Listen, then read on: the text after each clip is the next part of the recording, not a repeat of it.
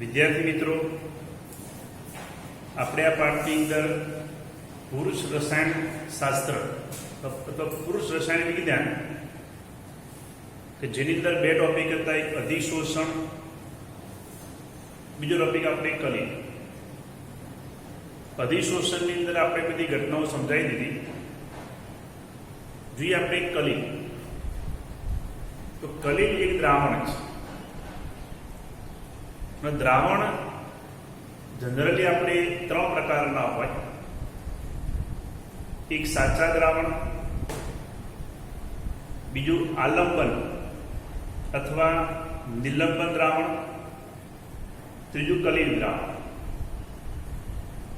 સાચા દ્રાવણ કોને કહેવાય? તો જનરલી આવા દ્રાવણ આપણે ઘરે બનાવતા હોઈએ. એક કાચના ગ્લાસની અંદર પાણી ભરી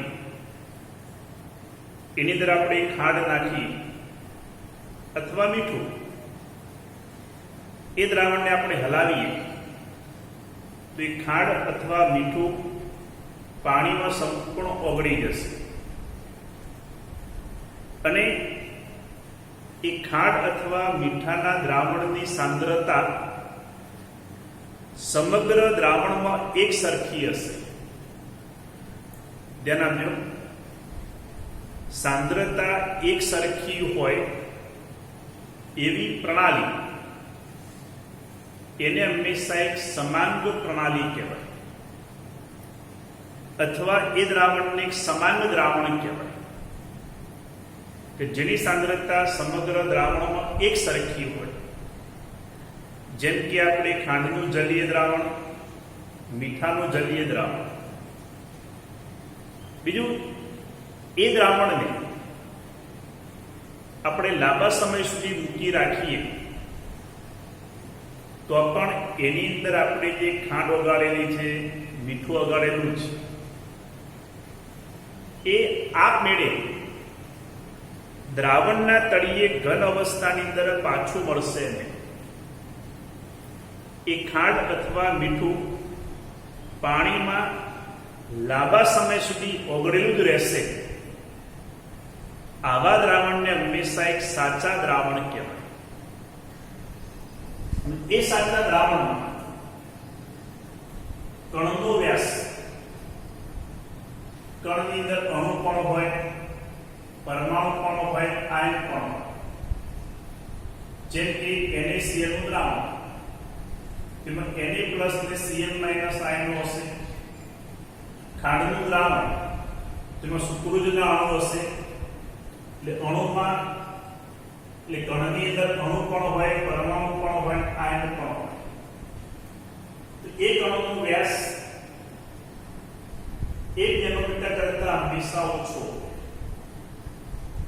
સાચા દ્રાવણો સમાન પ્રણાલી છે અને એની અંદર જે આપણે પદાર્થ ઓગાળેલો છે એ પદાર્થના કણનો વ્યાસ 1 નેનોમીટર કરતા હંમેશા ઓછો. બીજા દ્રાવણો નિલંબન અથવા આલંબન દ્રાવણ. પણ નિલંબન અથવા આલંબન દ્રાવણ કેવી રીતના બને? ધ્યાન આપજો. એક કાચના પાત્રની અંદર આપણે પાણી ભરેલું છે. એ પાણીમાં આપણે રેતી નાખી. રેતી નાખ્યા પછી આપણે દ્રાવણને હલાવીએ તો જ્યાં સુધી પાણી ઘૂમતું હોય ત્યાં સુધી રેતીના કણ પાણીમાં આ રીતે અવલંબિત પાણીમાં હંમેશા તરતા હશે.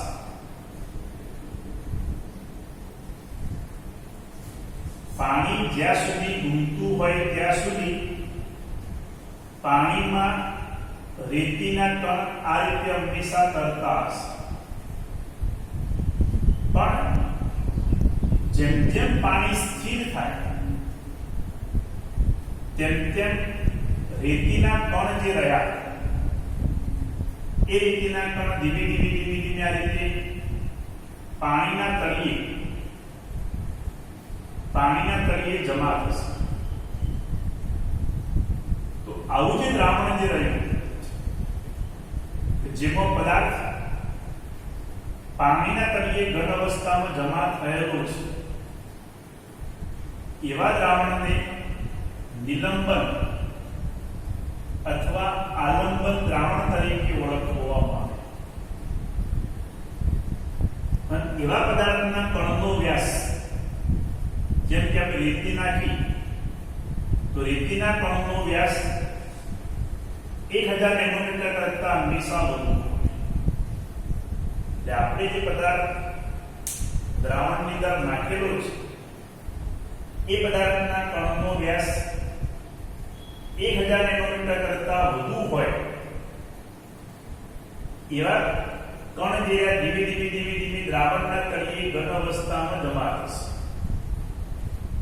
તો આવું દ્રાવણ જે બને એને હંમેશા નિલંબન અથવા આલંબન દ્રાવણ તરીકે ઓળખવામાં આવે. ત્રીજું કલિલ દ્રાવણ. કલિલ દ્રાવણ કોને કહેવાય? તો ધ્યાન આપજો. સાચા દ્રાવણમાં કણનો વ્યાસ 1 નેનોમીટર કરતા ઓછો હોય, નિલંબન અથવા આલંબન દ્રાવણમાં કણનો વ્યાસ 1000 નેનોમીટર કરતા વધુ હોય. પણ જે કણનો વ્યાસ 1 નેનોમીટર કરતા વધુ હોય અને 1000 નેનોમીટર કરતા ઓછો હોય એવા જે કણ જે રહ્યા એ કણ દ્રાવણની અંદર ઓગળશે નહીં અને દ્રાવણના તળિયે ઘન અવસ્થામાં જમા પણ થશે. એવા કણ દ્રાવણમાં લાંબા સમય સુધી હંમેશા તરતા હોય છે. કલિલ દ્રાવણમાં એવી ઘટના હોય કે જે કણનો વ્યાસ 1 નેનોમીટર કરતા વધુ હોય, 1000 નેનોમીટર કરતા ઓછો હોય એવા કણ જે દ્રાવણની અંદર ઓગળશે પણ નહીં અને દ્રાવણના તળિયે ઘન અવસ્થામાં જમા પણ થશે. એવા કણ લાંબા સમય સુધી દ્રાવણમાં હંમેશા તરતા હશે. તરતા હશે મતલબ નિલંબિત અથવા અવલંબિત અવસ્થામાં હોય. આવી કેટલી ઘટના આપણે આગળ કહેલી હતી. ધારો કે રૂમની અંદર એકદમ અંધારું હોય અને પ્રકાશનું એક કિરણ જો ઘરની અંદર આવે તે પ્રકાશીય માર્ગમાં તમે જો અસંખ્ય ધૂળના રજકણો હશે. એ પ્રકાશીય માર્ગમાં અસંખ્ય ધૂળના રજકણો હશે. એ ધૂળના રજકણો સતત રૂમની અંદર અથવા એ પ્રકાશીય માર્ગમાં તમે જો લાંબા સમય સુધી અસ્તવ્યસ્ત ગતિ કરતા હશે. એ હવાની અંદર લાંબા સમય સુધી હંમેશા તરતા હશે. એ સપાટી ઉપર જમા થશે નહીં, વાતાવરણમાં લાંબા સમય સુધી હંમેશા તરતા હોય. અંધારામાં સામેથી કોઈ ગાડી આવે તો એ પ્રકાશીય માર્ગમાં તમે જો અસંખ્ય ધૂળના રજકણો હોય, એ ધૂળના રજકણો હવાની અંદર લાંબા સમય સુધી તરતા હોય છે. સપાટી ઉપર જલ્દીથી ઘન અવસ્થામાં જમા થશે. તો આવું દ્રાવણ એને હંમેશા કલિલ દ્રાવણ કહેવાય કે જેમાં પદાર્થ દ્રાવણમાં ઓગળે પણ નહીં અને લાંબા સમય સુધી દ્રાવણના તળિયે ઘન અવસ્થામાં જમા પણ ન થાય. આવા દ્રાવણને હંમેશા કલિલ દ્રાવણ કહેવાય. કલિલ દ્રાવણ જે બને એમાં દરેક જગ્યાએ કણની સાંદ્રતા એક સરખી હોતી નથી. જેમ કે હવામાં ધૂળના રજકણો, તો દરેક જગ્યાએ ધૂળના રજકણોની સાંદ્રતા એક સરખી ના હોય.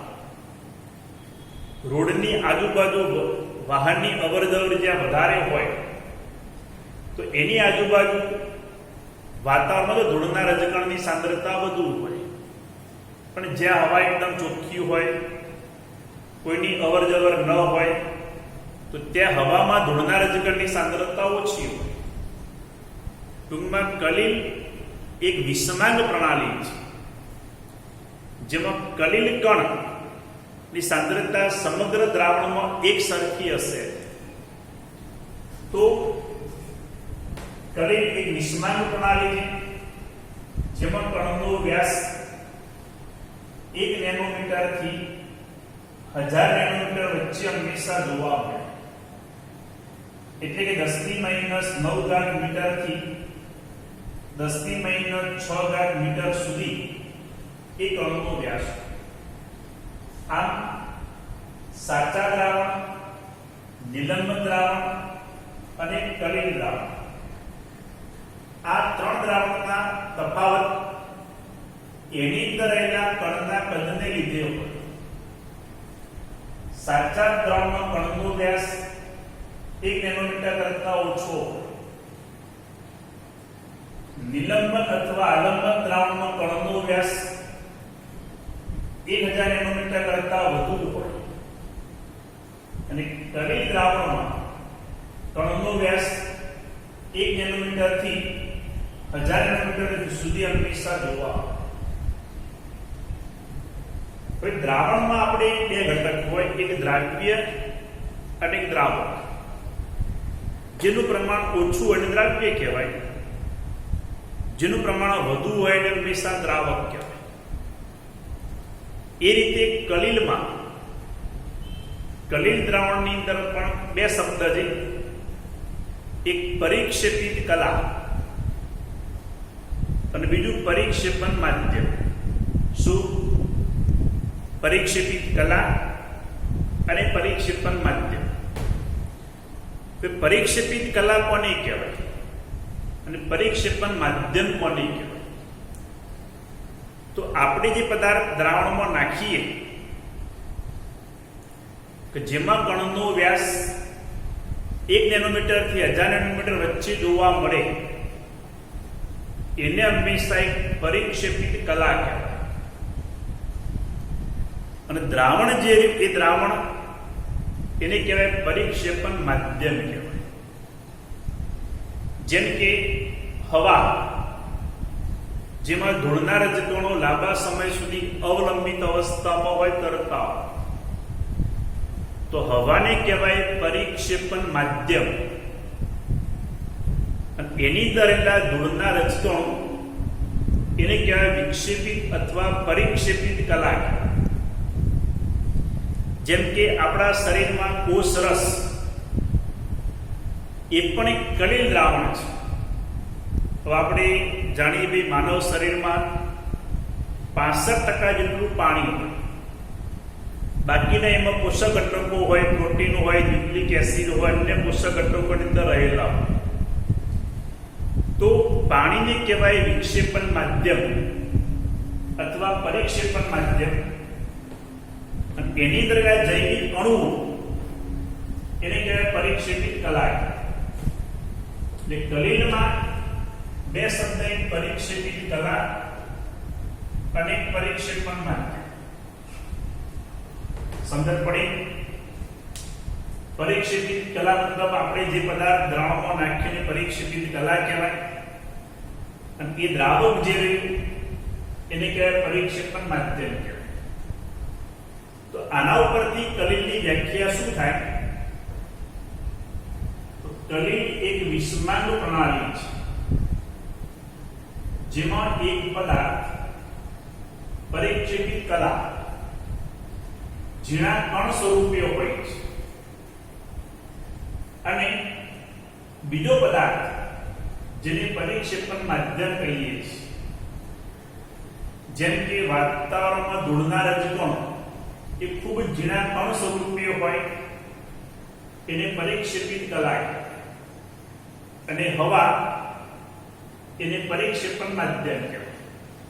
તો વ્યાખ્યા: કલિલ એક વિષમાંગ પ્રણાલી છે જેમાં એક પદાર્થ પરિક્ષેપિત કલા ઝીણા કણ સ્વરૂપે હોય છે અને બીજો પદાર્થ જેને પરિક્ષેપણ માધ્યમ કહીએ છીએ. ત્યારબાદ આપણે જે કલિલમાં પરિક્ષેપિત કલા એ બૃહદ કણ પણ હોય. બૃહદ એટલે આપણા શરીરમાં પ્રોટીન છે, ન્યુક્લિક એસિડ છે, અન્ય જૈવિક અણુઓ હોર્યા, આ ઉપરાંત સંશ્લેષિત પોલિમર પદાર્થો જે રહ્યા, તેમજ ઘણા પરમાણુ આયનો કે અણુઓના સમુચ્ચય એટલે સમૂહ, પુંજ કહેવાય, એ પુંજ સ્વરૂપે હોય છે. જો એક પરમાણુ હોય ખાલી, તેમાં કણનો વ્યાસ 1 નેનોમીટર કરતા ઓછો હોય તો એ કલિલ કણ ના કહેવાય અથવા પરિક્ષેપિત કલા ના કહેવાય. પણ એમાં 50 પરમાણુ ભેગા થવો મતલબ સમુચ્ચય થવો, અને કણનો વ્યાસ 1 નેનોમીટર કરતા વધે, ઘણા પરમાણુ ભેગા થઈ મોટા ઘટકમાં રૂપાંતર પામે અને પછી એમાં કણનો વ્યાસ 1 નેનોમીટર કરતા વધે તેને પરિક્ષેપિત કલા કહેવાય. તો પરમાણુનું ભેગું થવું જેને કહેવાય સમુચ્ચય બનવું અથવા પુંજ કહેવાય, એક સમૂહ તેને ગણી શકાય. તો કલિલમાં પરિક્ષેપિત કલા એ બૃહદ કણ સ્વરૂપે હોય અથવા ઘણા પરમાણુ આયનો કે અણુઓના પુંજ સ્વરૂપે હોય છે. આપણે જાણે કલિલ અતિ સૂક્ષ્મ કણ છે. અતિ સૂક્ષ્મ કણો હોવાથી પ્રતિ એકમ દળે તેનું પૃષ્ઠ ક્ષેત્રફળ ખૂબ જ વધારે. જેમ કે આપણે આગળ સમજાવ્યું હતું, આપણે 1 ગ્રામ કોલસાનો ટુકડો લઈએ અને 1 ગ્રામ કોલસાનો પાવડર લઈએ તો આપણે જાણીએ પાવડરમાં અસંખ્ય નાના ઝીણા કણો હોય. પરિણામે એ અસંખ્ય ઝીણા કણનું આપણે ક્ષેત્રફળ માપીએ તો કોલસાના ટુકડા કરતા કોલસાના પાવડરમાં પૃષ્ઠ ક્ષેત્રફળ હંમેશા વધુ હોય, જે આપણે અધિશોષણમાં સમજાવ્યું. કલિલ કણ પણ એક ઝીણા કણ સ્વરૂપે છે, માટે ઘણા બધા ઝીણા કણ ભેગા થાય તો એનું પૃષ્ઠ ક્ષેત્રફળ હંમેશા વધતું જાય. માટે કલિલના કણનું કદ ખૂબ જ નાનું હોવાથી પ્રતિ એકમ દળે પૃષ્ઠ ક્ષેત્રફળ ખૂબ જ વધુ હોય છે. આપણને ઘટના સમજાવેલી છે. આકૃતિમાં મેં 1/1 સેન્ટીમીટરનો એક સમઘન લીધેલો છે. સમઘનની 6 બાજુ હોય. અહીંયા આપણે સમઘનની લંબાઈની પહોળાઈ 1 એકમ છે, 1 સેન્ટીમીટર જેટલી છે. પરિણામે સમઘનની એક બાજુનું ક્ષેત્રફળ લંબાઈ ગુણ્યા પહોળાઈ, તો એક બાજુનું ક્ષેત્રફળ 1 સેન્ટીમીટર સ્ક્વેર થાય. એવી 6 બાજુ હોય, 1 સામે 2 3 4 5 અને પાછળની સાઈડ 6, તો 6 બાજુનું ક્ષેત્રફળ 6 સેન્ટીમીટર સ્ક્વેર. મતલબ 1/1 સેન્ટીમીટરનો આપણે એક સમઘન લઈએ તો એક બાજુનું ક્ષેત્રફળ 1 સેન્ટીમીટર સ્ક્વેર થાય. તો સમઘનની 6 બાજુ હોય તો 6 બાજુનું ક્ષેત્રફળ 6 સેન્ટીમીટર સ્ક્વેર. હવે આપણે આ સમઘનના એક સરખા 10^12 ટુકડાઓમાં વિભાજન કરીએ. આવા નાના એક સરખા 10^12 ટુકડાઓમાં વિભાજન આપણે કરીએ. ટૂંકમાં અતિ નાના ટુકડાઓમાં વિભાજન આપણે કરવામાં આવે તો આ 10^12 ટુકડાઓનું કુલ ક્ષેત્રફળ આપણે જો માપીએ તો એ 60,000 સેન્ટીમીટર સ્ક્વેર જેટલું 10^12 ટુકડાઓનું કુલ ક્ષેત્રફળ 60,000 સેન્ટીમીટર સ્ક્વેર અર્થાત 6 મીટર સ્ક્વેર જેટલું એનું ક્ષેત્રફળ. આની ગણતરી છે પછીના લેક્ચરમાં હું તમને સમજાવીશ. તો આ રીતે કોલસા ટુકડા કરતા પાવડર પંપનું ક્ષેત્રફળ વધુ હોય એ ઘટના આપણે અહીંયા સમજાવી છે. તો આજે આપણે એક સાંદ્ર દ્રાવણ, આલંબન દ્રાવણ, નિલંબન દ્રાવણ સમજાવ્યા, ગલિતની વ્યાખ્યા સમજાવી, બે શબ્દ પરીક્ષિત કલા, પરીક્ષિત માધ્યમ, પરીક્ષિત કલા તરીકે બૃહદ કણ અથવા પરમાણુ આયનો કે અણુના પુંજ સ્વરૂપે અથવા સમુચ્ચય સ્વરૂપે હોય